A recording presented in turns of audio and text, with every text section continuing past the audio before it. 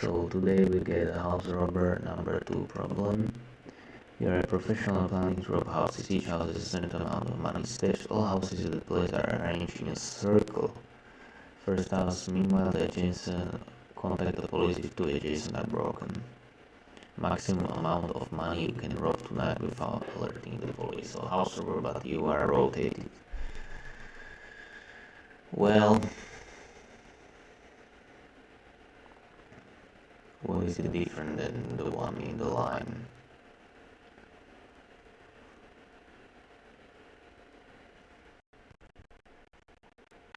Let's say we start with the first one.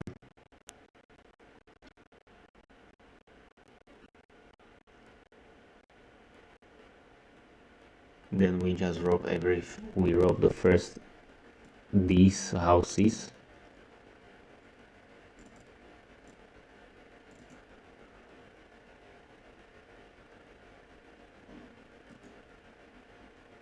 So my idea is to keep a DP.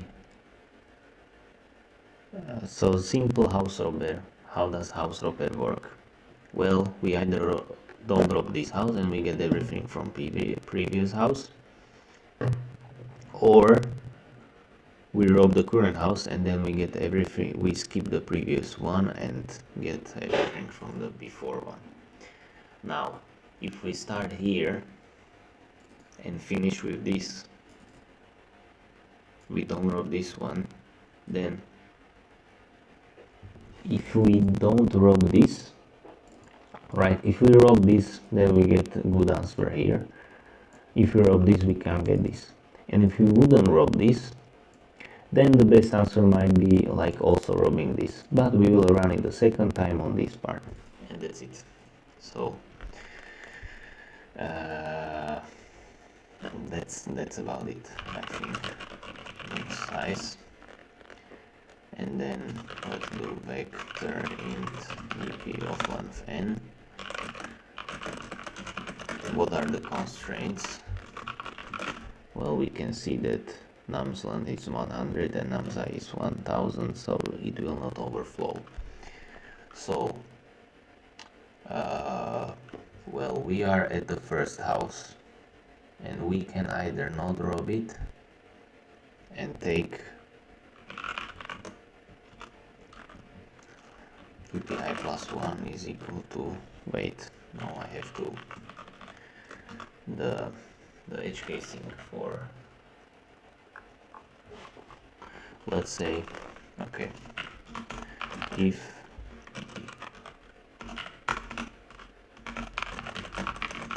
we return just 0, if n2 return max nums 0 nums 1, now we have at least 3 elements.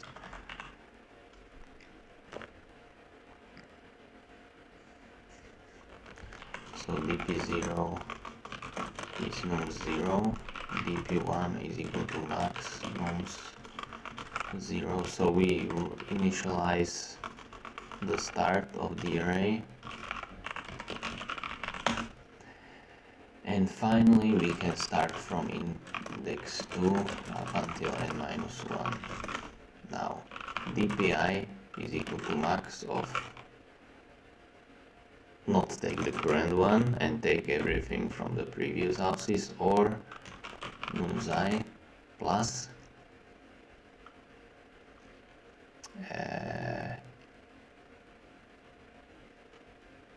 dpi minus 2. So we skip the previous house. If we rob this one, we have to skip the previous one. So we initialize answer to dpi minus 2, and now we compute the same thing. So dp assign and 0, and then we just start from 1. So this is this.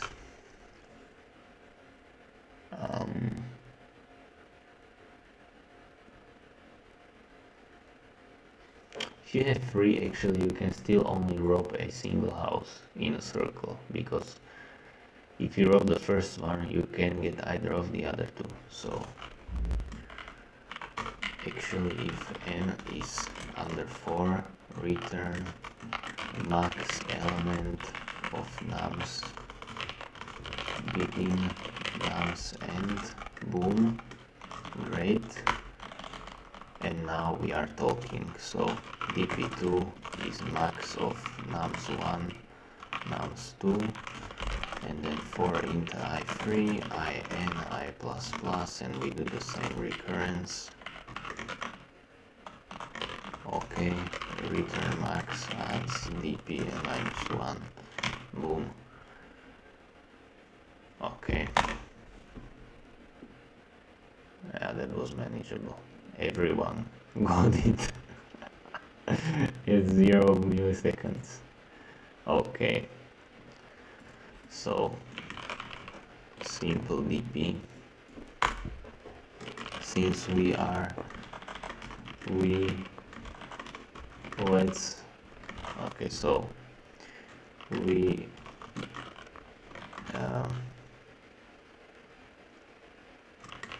simply solve the original house robber on the first and -1 numbers, last and -1 numbers, and take the larger of the results approach. Original house robber can be solved by the simple fact that the can be solved using the following observation.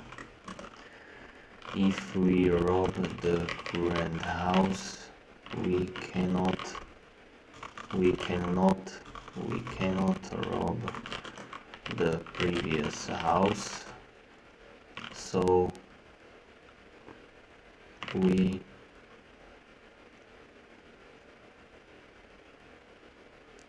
check how much can we rob current house. I from the house is 0, I -2. If we do not rob the current house, we check how much can we rob from the houses 0, I -1. The answer for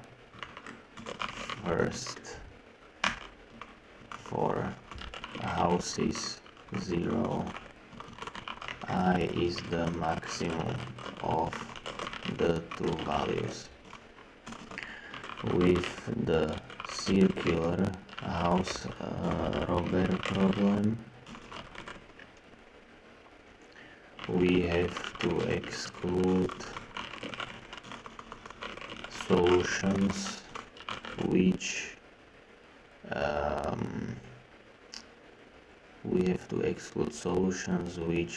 rob first and last house.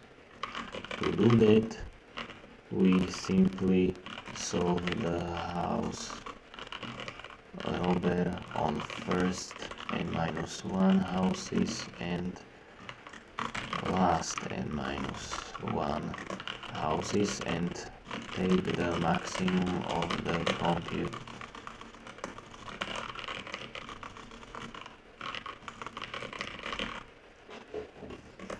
The reason this works is that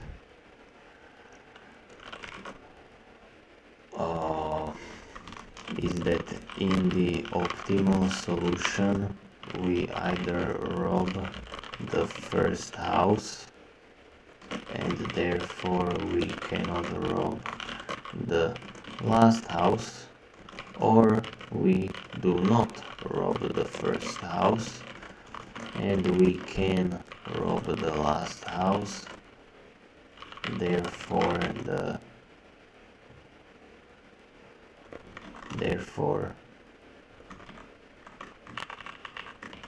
Okay, time complexity on, since we run 2 on loops, no, 2 loops over all on elements and do O1 of work for each position. Okay, space complexity, blah blah blah blah. Okay, space complexity is on, since space complexity actually is not on, it's O1, since at each position we are only interested in the last 2 values. Okay, I do not have this optimization in the code.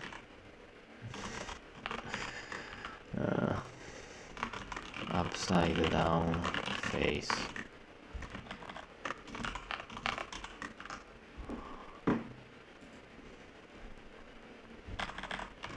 My code is on. Okay, post. Okay, so